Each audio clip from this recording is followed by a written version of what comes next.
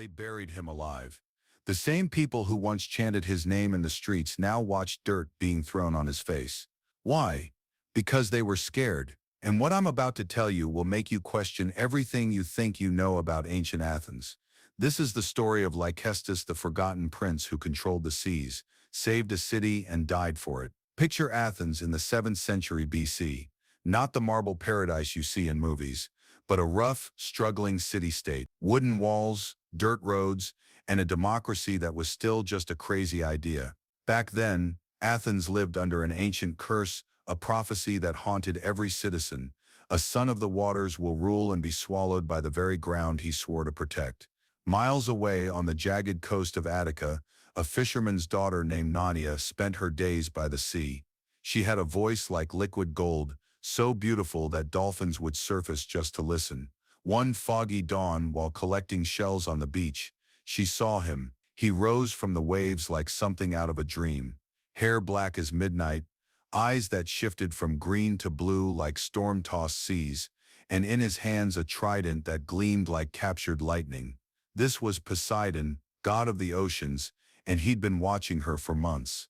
He came to her in dreams first, sometimes as a merchant sailor, sometimes as a foreign prince. Nadia, young and naive, had no clue she was falling for a god. By the time she figured it out, it was too late. She was pregnant. The baby that was born wasn't normal. His eyes changed color with his moods. His skin was cold to the touch, and he never cried, just stared at the world with an intelligence that was unsettling. Nadia died during childbirth, but not before whispering his name, Lycestis.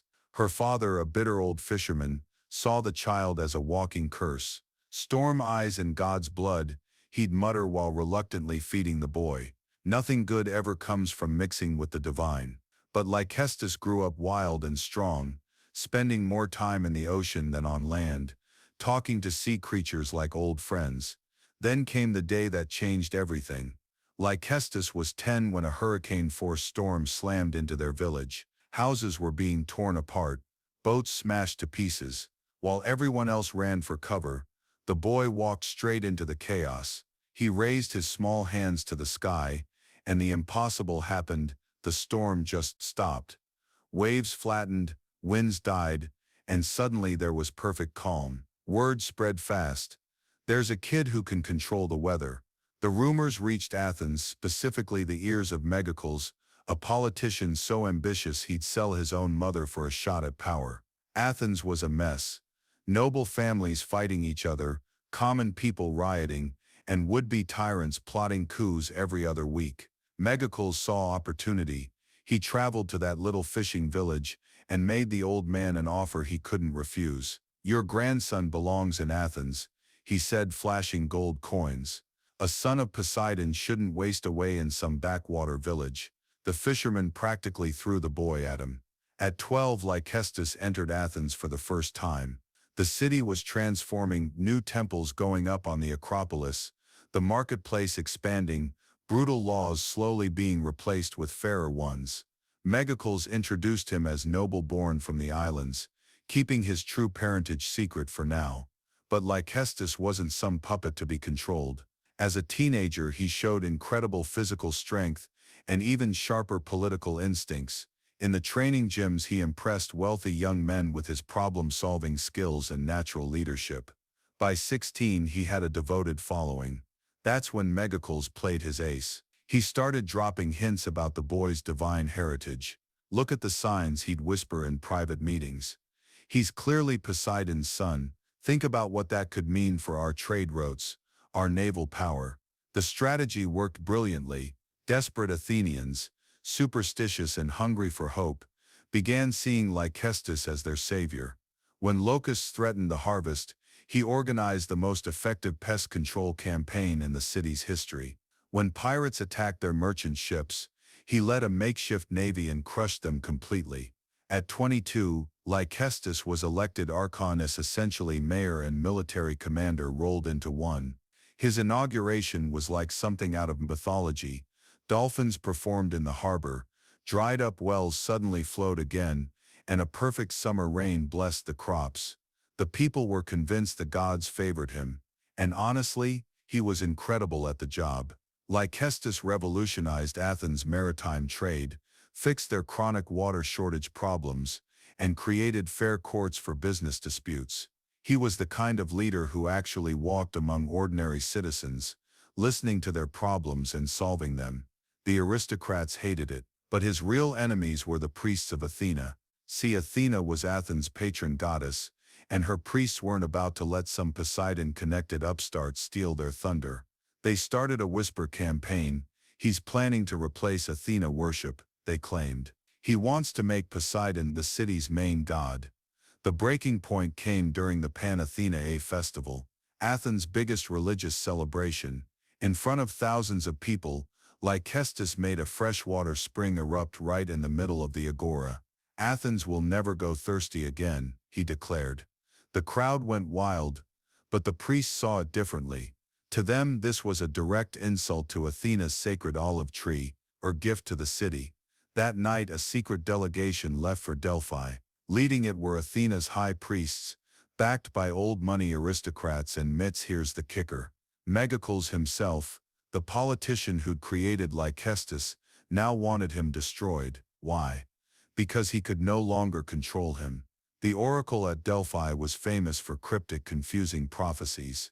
But this time the Pythia's message was crystal clear. The son of the depths who rules the owl's city will be buried alive by the earth he swore to protect, or salt water will drown the sacred temples, and the city will die in blood. When news of this prophecy hit Athens, mass hysteria followed. Overnight, Lycestis went from beloved leader to public enemy number one. The same people who cheered his name were now crossing the street to avoid him. Parents pulled their kids out of his educational programs. Merchants canceled deals. Even his bodyguards abandoned him. Megacles struck first. In a packed assembly, he stood up and delivered the ultimate betrayal speech. Citizens, I've been deceived by this fraud. His powers are unnatural. His victories are demonic tricks. We must obey the gods before we all pay the price. Lycestis tried to defend himself. He reminded them of everything he'd accomplished. The prosperity, the reforms, the protection he'd provided. But fear had taken over. Divine punishment scared them more than ingratitude embarrassed them. They called for a trial.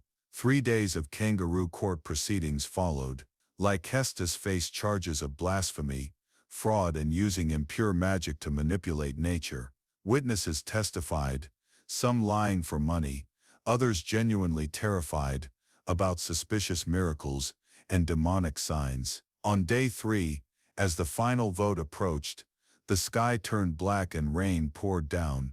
To the panicked Athenians, this was proof positive that the gods were angry.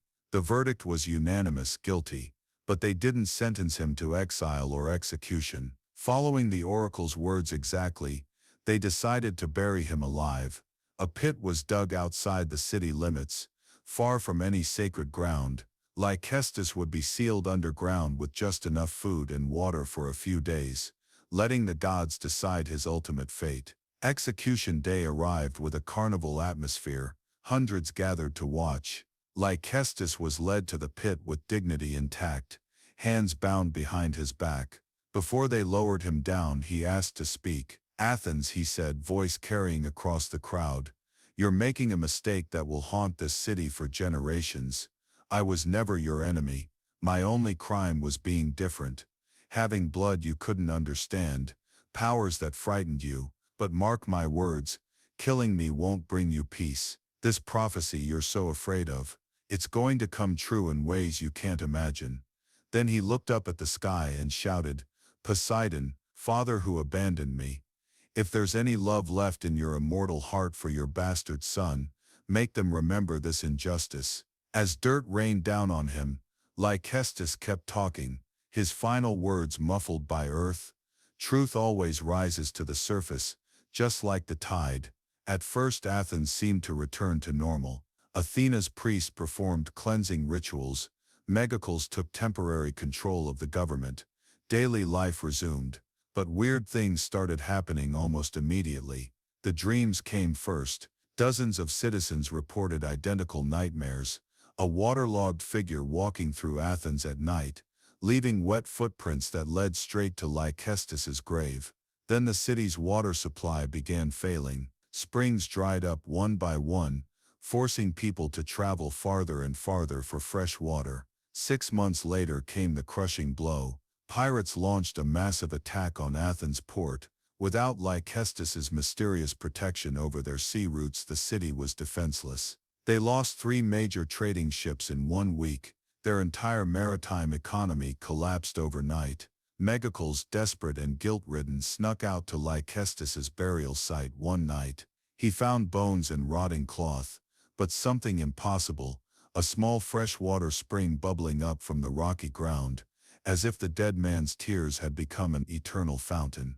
That discovery broke Megacles' mind. He started talking to himself, claiming he could hear Lycestis demanding justice for the betrayal. Exactly 1 year after the execution, servants found him dead in his bathroom, apparently drowned in his own bathtub, though it held barely 2 inches of water. Athens' official historians deliberately erased Lycestis from the record books.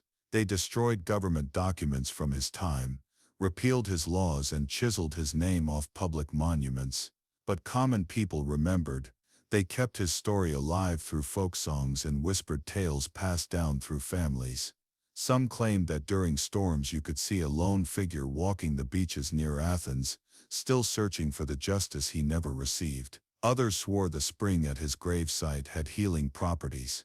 Generations later, when Athens became the magnificent city we remember, with true democracy, stunning architecture, and groundbreaking philosophy, a few wise observers reflected on the Lycestis case. Wasn't he a perfect example of how fear and superstition can drive people to destroy exactly what they need most?